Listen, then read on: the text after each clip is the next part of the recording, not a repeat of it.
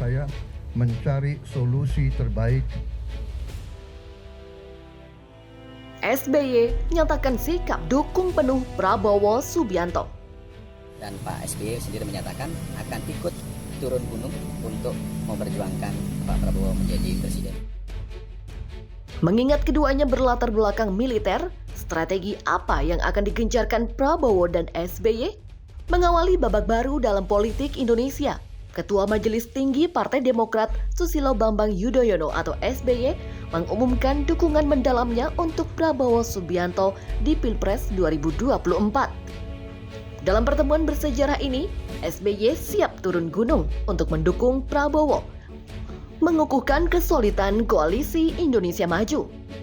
Sebuah video yang menjadi saksi sejarah beredar di media sosial, memperlihatkan momen luar biasa ketika SBY, mantan Presiden Republik Indonesia ke-6, secara tegas memberikan dukungan langsung kepada Prabowo Subianto dalam pemilihan Presiden Pilpres 2024.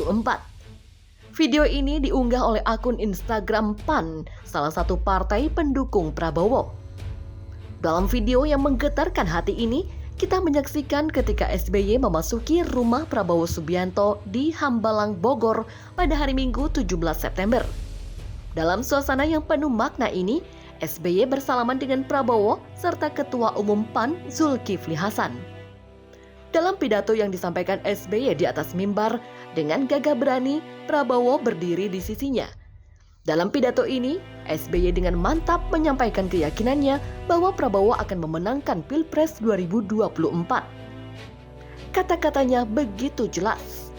Saya yakini dengan izin Allah, masa Pak Prabowo untuk memimpin kita semua adalah melalui Pilpres yang akan datang. For you, saya siap turun gunung. Demikian ucap SBY. Momen bersejarah ini semakin mengesankan karena Sekjen DPP Partai Demokrat Teuku Rifki Harsha mengungkapkan bahwa Ketua Umum Partai Demokrat Agus Harimurti Yudhoyono atau AHY memberikan dukungan resmi kepada Prabowo dalam pertemuan tersebut.